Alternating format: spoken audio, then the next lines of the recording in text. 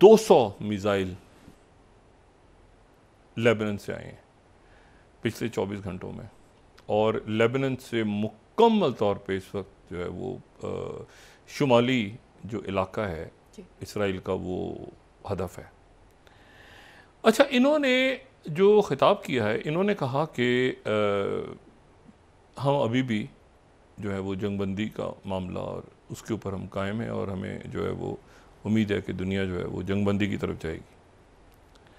लेकिन इनकी जो तकरीर है, उस तकरीर के दौरान इन्होंने हिजबुल्लाह की तरफ से प्री कंडीशन नहीं रखी एक, यानी इन्होंने जंगबंदी की बात तो की इसराइल और लेबनान के साथ, लेकिन इन्होंने वो ये नहीं कहा कि इस दौरान गज़ा के अंदर जो है वो भी जंगबंदी की जाए, तो गज़ा का नाम इन्होंने अपनी स्पीच में नहीं लिया।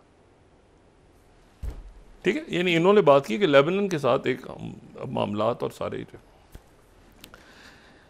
अच्छा, इसी दौरान जो है, अभी मैं इस पे आता हूँ कि इन्होंने इनका नाम क्यों नहीं लिया गज़ा का नाम। ये तो यूँकि गज़ा की वजह से ही तो हिजबुल्लाह ने ये सारा शुमाली महाज खोला था इसराइल का, और वहाँ से 60-70 हज़ार बंदा जो है वो इसराइल का वो वस्ती, मैंने बहुत कम जगह है इनकी, तो ये तो सेंट्रल और जो सदर्न इसराइल वहाँ पर आए होंगे। लेकिन इसमें जो एक इम्पॉर्टेंट बात है वो ये है कि प्रेसिडेंट बाइडेन जो हैं उन्होंने नेतन्याहू को यहाँ से पकड़ लिया है। ये मैं इसको प्रॉपर आपको बताऊं, नेतन्याहू को यहाँ से पकड़ लिया है बाइडेन इंतजामिया ने। अच्छा, और उन्होंने कहा है कि बच्चों,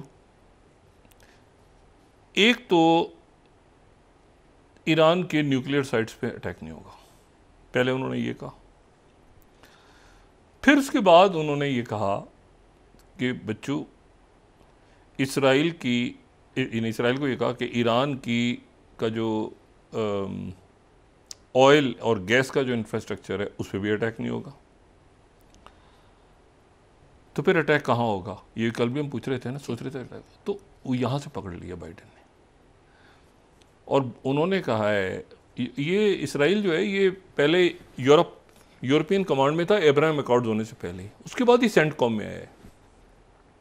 तो सेंटकॉम भी आया है, और ये सेंटकॉम में भी 3-4 साल, यानी जब ये अब्राहम अकॉर्ड्स हुए तो उसके बाद इसको सेंटकॉम में डाल दिया कि भाई, पहले इसको यूरोप देखता था, और बड़ी अजीब सी बात है यूरोपियन कमांड में था, हालांकि सेंटकॉम शुरू हो जाता है ये पूरा। एनीवे, तो जो माइकल कोरेला हैं उन्होंने 2 दिन का दौरा किया, और ये सेंटकॉम की 12वीं अगर हम स्लाइड दिखा सकें, यूएस सेंटकॉम स्टेटमेंट उनकी है, तो वो स्टेटमेंट 1 साल पूरा होने के बाद, और वो उसमें उन्होंने बात की है, अगर ये 12वीं उनका हम एलामिया देखें तो उन्होंने कहा है कि यार 1 साल मुकम्मल हुआ 7 अक्टूबर का, तो वहाँ पे वो थे सारे। लेकिन जो असल बात है वो उन्होंने ये कहा है कि इसके बाद जो भी कुछ करेंगे आप, जो भी कुछ करेंगे, ठीक है, मिलिट्री टू मिलिट्री, सेंटकॉम और इस्राएली डिफेंस, जो भी कुछ करेंगे इसके बाद वो पहले आप अमेरिका को बताएंगे। क्योंकि, और लॉयड ऑस्टिन के बारे में ये अमेरिकन का कहना है ये कि वो आग बगोल हो गए, फ्यूमिंग, जब उनको पता चला कि जब गैलेंट ने उनको बताया कि ये अभी हमने, जो उनका वज़ीर दिफा है, कि हमने वहाँ पे बॉम्बिंग कर दी है, और बॉम्बिंग के नतीजे में सैयद हसन नसरुल्लाह की शहादत हो गई, तो वो इसराइली ऑफिशियल्स और अमेरिकन ऑफिशियल्स जो हैं वो कहते हैं कि जनरल ऑस्टिन लॉयड जो है वो आग बगोला हो गए। और उन्होंने, ये उस वक्त हो रहा था सारा जब ये 21 डे सीज़ फायर और ये सारा मामला, मैं ये बात एक अरसे से कह रहा हूँ। वो कहते इधर भी आप ट्रिकी सिचुएशन होती है ना, कि नेतन्याहू को बस के नीचे कुचल दिया जाएगा और अमेरिका कुचलेगा, अमेरिका फेंकेगा उठा के। अब नेतन्याहू को यहाँ से पकड़ लिया उन्होंने कहा बच्चों, जो भी कुछ करोगे पहले हमसे डिस्कस करोगे। अच्छा, उन्होंने पूछा इसराइल के लोगों से कि ये आपने हमसे डिस्कस क्यों नहीं किया? उन्होंने कहा जी नेतन्याहू ने कहा था कि पहले शहीद कर दो फिर बताना अमेरिका को, पहले ये कर दो फिर बताना उसके बाद। अब जनाब गैलेंट जो हैं उनकी तलबी हो गई है अमेरिका, 24 घंटे के लिए उनको वजीर दिफा को अमेरिका बुला लिया गया है और वहाँ पे उनकी हाजिरी होगी जैक सुलिवन के सामने और फिर होगी उनकी ये लॉयड ऑस्टिन के सामने और उनसे ये पूछा जाएगा कि बच्चे इधर बैठो, ये बताओ कि ईरान पे अटैक, ये पहले तो ये बताओ कि ये सारे जो हैं, अच्छा अब वो नाम जाहिर है कि पब्लिकली तो नहीं बात कर सकते ना, लेकिन एक पस मंज़र में ईरान के साथ एक रब्ता है उनका, हर मुल्क का होता है, हर मुल्क का होता है। आप किसी मुल्क को तस्लीम करें ना करें, आपका कोई दुश्मन मुल्क हो कुछ हो, एक ख़ास सतह पे राब्ते हमेशा होते हैं, इस्टेब्लिशमेंट्स को ज़रूर होते हैं।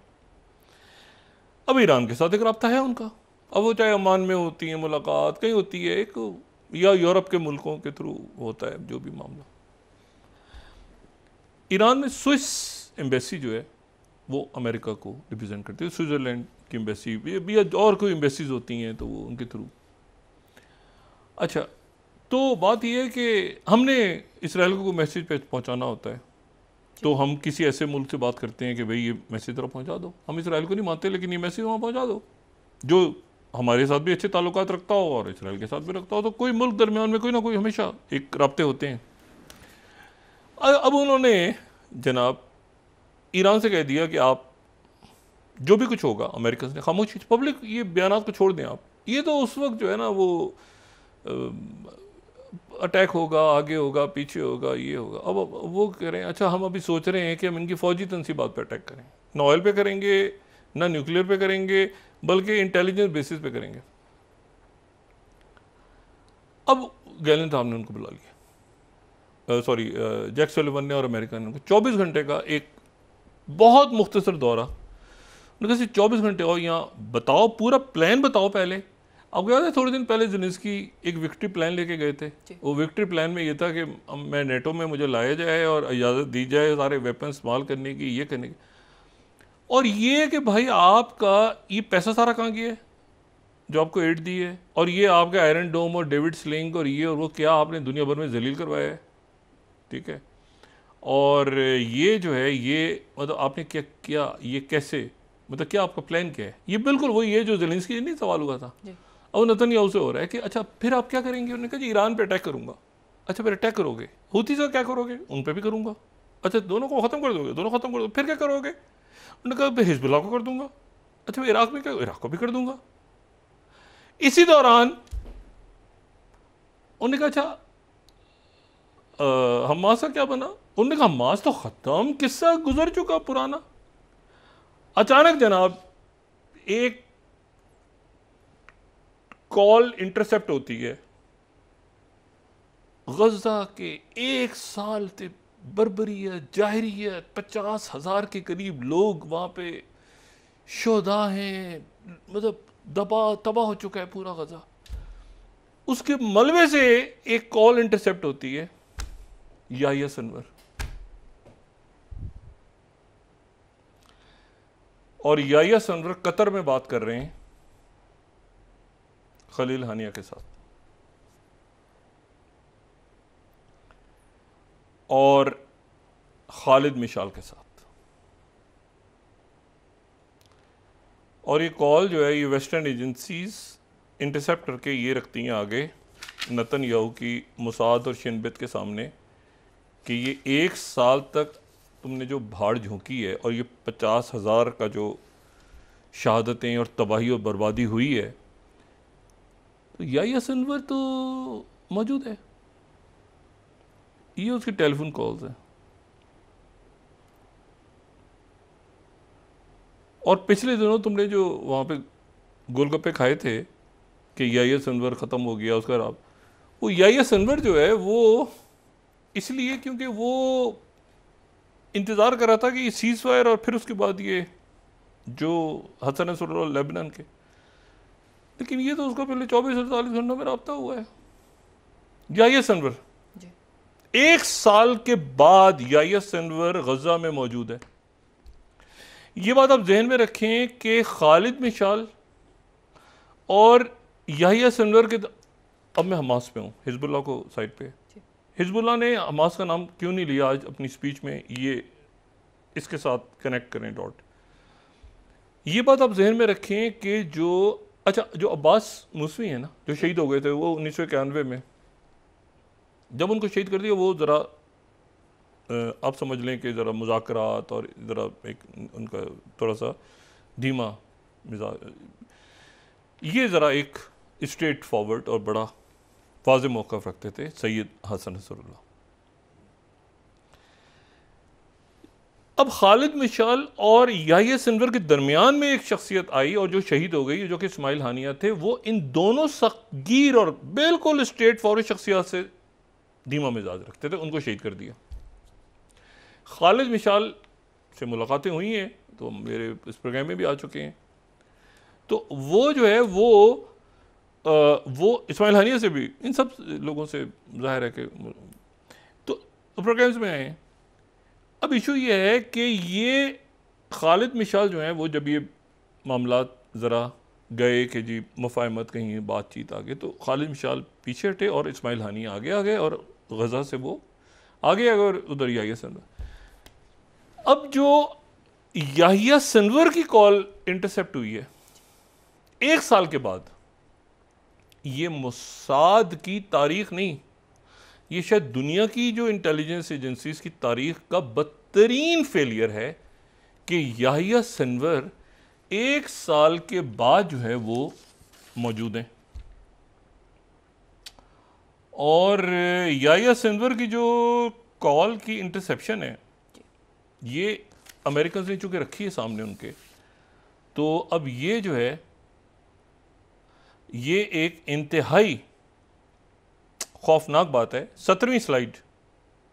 After silence and speculation, Hamas top leader Yahya Sinwar reestablishes contact with Qatar.